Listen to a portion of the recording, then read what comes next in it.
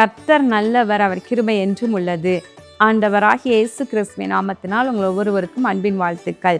தேவ கிருபையும் சமாதானமும் உங்களுக்கு பெருகுவதாக. இன்று மார்ச் மாதம் 12ஆம் தேதி வியாழக்கிழமை. பிரியமானவர்களை, இன்று நாம் தியானிக்கும் வசனம் ஏசாயா 60வது அதிகாரம் 17வது வசனம். நான் வெண்கலத்துக்கு பதிலாக பொன்னையும், இரும்புக்கு பதிலாக வெள்ளியையும், மரங்களுக்கு பதிலாக வெண்கலத்தையும், கற்களுக்கு பதிலாக இரும்பையும் வரப்பண்ணி உன் கண்காணிகளை சமாதானம் உள்ளவர்களும் உன் தண்டற்காரரை நீதி உள்ளவர்களும் ஆக்குவேன். பிரியமானவர்களே, இந்த ஏசாயா 60வது அதிகாரம் முழுவதையும் நீங்கள் வாசித்து பார்த்தீங்கன்னா முதல் வசனம் பாருங்களேன். எழும்பி பிரகாசி, உன் ஒளி வந்தது, கர்த்தருடைய மகிமை உன்மேல் உதித்தது. இதோ இருள் பூமியையும் காரிருள் ஜனங்களை மூடும், ஆனாலும் உண்மையில் கர்த்தர் உதிப்பார் என்று சொல்லி அழகாய் வாக்கு தத்தங்கள், ஒவ்வொரு வசனமும் இதில் அழகாய் நமக்கு கொடுக்கப்பட்டிருக்கிற வாக்கு தத்தங்கள். இது ஒவ்வொன்றையும் சொல்லி சொல்லி உரிமை பாராட்டி நம்ம ஜெபிக்கலாம். அதில் ஒரு வாக்குத்தத்த வசனம் தான் இந்த 17வது வசனம். பாருங்களேன், வெண்கலத்துக்கு பதிலாக பொன்னை கொடுப்பேன், இரும்புக்கு பதிலாக வெள்ளியை கொடுப்பேன், மரங்களுக்கு பதிலாக வெண்கலத்தை கொடுப்பேன் என்று சொல்லி கற்களுக்கு பதிலாக இரும்பை கொடுப்பேன் என்று சொல்லுகின்றார். அப்படி என்றால் என்ன பாருங்களேன், 14-15 பாருங்க. உன்னை ஒடுக்கினவர்களின் பிள்ளைகளும். அப்போ என்ன அர்த்தம்? ஒடுக்கப்பட்ட, இதுக்கு முன்பதான் நீங்கள் ஒடுக்கப்பட்டு இருக்கலாம். அடுத்து 15வது வசனம் பாருங்க. நீ நெகிழப்பட்டதும் கைவிடப்பட்டதும் ஒருவரும் கடந்து நடவாததுமாய் இருந்தாய். அப்போ எப்படிப்பட்ட நிலையில நீங்கள் இது வரைக்கும் இருந்திருக்கலாம்னா, நீங்கள் நெகிழப்பட்டதும் அதே நேரத்தில் கைவிடப்பட்டதுமாகிய ஒருவரும் உங்களை எடுத்து நிலைநிறுத்தி உங்களை ஸ்திரப்படுத்த முடியாத ஒரு எல்லையில் நீங்கள் காணப்பட்டிருக்கலாம். ஆனால் ஆண்டவர் சொல்கிறாரு, உன்னை நித்திய மாட்சிமையாகவும் தலைமுறை தலைமுறையாக இருக்கும் மகிழ்ச்சியாக வைப்பேன் என்று சொல்லிட்டு அடுத்து சொல்கிறாரு, வெண்கலத்துக்கு பதிலாக உன் எல்லைகள்லாம் வறட்சியும் குறைச்சலுமாக இல்லையா, நீங்கள் வனாந்திரத்தை போல உங்களுடைய எல்லைகள் காணப்பட்டு இருக்கலாம். ஆனால் நீங்கள் ஒடுங்கி போய் நெகிழப்பட்டதுமாக இப்படிப்பட்ட சூழ்நிலையிலிருந்து உங்களை தூக்கி எடுக்கும் பொழுது ஆண்டவர் என்ன சொல்கிறார்? உங்கள் எல்லைகளை செழிப்பாக்குவேன் என்று சொல்லுகின்றார். வெண்கலத்துக்கு பதிலாக பொன்னை கொடுப்பேன்.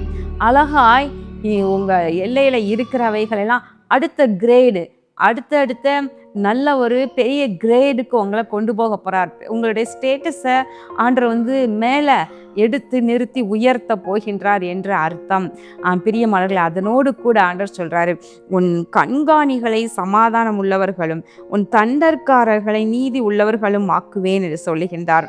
என்ன அர்த்தம்னா, ஆண்டவர் நமக்கு ஒருவேளை உங்களுடைய எல்லைகளில் கொடுத்திருக்கின்ற கண்காணிகள், உங்கள் காரியங்களை செய்பவர்கள். பாருங்கள், ஆபிரகாமுக்கு அருமையாக எலியேசரை கொடுத்திருந்தார்.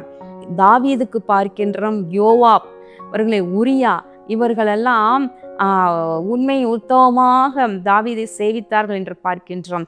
இன்று 3 முக்கியமான ஒரு பலசாலிகளை குறித்து கூட எழுதியிருக்கின்றது.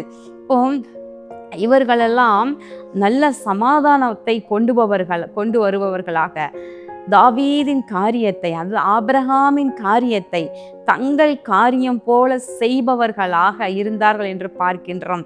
அப்போ உண்மை உத்தமமாக இல்லையா, உன் தண்டற்காரர்களை நீதி உள்ளவர்களும் ஆக்குவேன் என்று சொல்லுகின்றார். நம்ம ஏமாற்றாமல், நமக்கு விரோதமாக கபடு இல்லாமல், நமக்கு முன்பாக உண்மை உள்ளவர்களாக, நமக்கு செய்ய வேண்டிய நன்மைகளையும் நமக்கு செய்ய வேண்டிய காரியங்களையும் அவர்கள் உத்தமமாய் செய்யத்தக்கவர்களாக கர்த்தர் மாற்றுவேன் என்று சொல்லுகின்றார். பிரியமானவர்களே, ஒடுங்கி போய் நெகிழப்பட்டு கைவிடப்பட்ட நிலையிலிருந்து உங்களை தூக்கி எடுத்து உங்கள் எல்லையை, உங்கள் குடும்பத்தை அடுத்த ஒரு கிரேடு, அடுத்த ஒரு ஸ்டேட்டஸ்க்கு உங்களை கொண்டு போக போகின்றார். இப்போ நம்ம ஒரு பேங்க்கில் வேலை பார்க்குறாங்க, கிளர்க்காக போயிருப்பாங்க. ஆனால் அடுத்த கிரேட் ஆஃபீஸராக போயிடுவாங்க. அதற்கடுத்த கிரேட் மேனேஜராக போவாங்க. இல்லையா, அதுக்கடுத்த கிரேடு பார்க்கும்போது இல்லையா அந்த ஜோனுக்கே மேனேஜராக போயிடுவாங்க. இப்படி பல கிரேடுக்கு மேலே போய்கிட்டே இருக்காங்க இல்லையா. அப்போ ஆனால் நீங்கள் கூட ஆவிக்குரிய பிரகாரமாகவும் அல்லது இந்த உலக பிரகாரமாகவும் நீங்கள் ஒடுங்கி போய் காணப்படலாம். கர்த்தர் உங்களுடைய நிலையை மாற்றுவார், உயர்த்துவார். அடுத்த ஸ்டேட்டஸ்க்கு கொண்டு போவார். அதான் வெண்கலத்துக்கு பதிலாக பொன்னை கொடுப்பேன் என்று சொல்லுகின்றார். இரும்புக்கு பதிலாக வெள்ளி கொடுப்பேன், மரங்களுக்கு பதிலாக வெண்கலத்தை கொடுப்பேன் என்று சொல்லி உங்களுடைய ஆவிக்குரிய நிலையையும் உங்களுடைய இந்த பூமிக்குரிய இந்த உலக பிரகாரமான உங்களுடைய ஸ்டேட்டஸையும் கூட கர்த்தர் அப்படியே லிஃப்ட் பண்ண போகிறார், உயர்த்த போகிறார். அவங்க எல்லைகளில் உங்களுக்கு கீழே இருப்பவங்க, உங்களோட பணிபுரிகிறவர்கள் உங்களுக்கு முட்களாக இருக்க மாட்டாங்க, உங்களுக்கு சமாதானத்தை கொண்டு வருபவர்களாகவும் உங்களுக்கு நீதியாய் எல்லாவற்றையும் செய்பவர்களாகவும் இருப்பார்கள். கண்மை முடி ஜெபம் பண்ணுவோமா? எங்கள் அன்பின் பரலோக பிதாவே, மை நன்றியோடு மை துதிக்கிறோம், மை ஸ்தோத்திரிக்கிறோம். கர்த்தாவே, இந்த நாளிலும் நாங்கள் தியானித்த இந்த வார்த்தையின்படி ஏசாயா 60வது அதிகாரத்தில் அருமையான வாக்கு தத்தங்களை நீர் எங்களுக்கென்று கொடுத்திருக்கிறீர் ஐயா. அதில் ஒரு வாக்கு தத்தத்தை இந்த நாளிலே நாங்கள் வாசித்து தியானித்தோம்.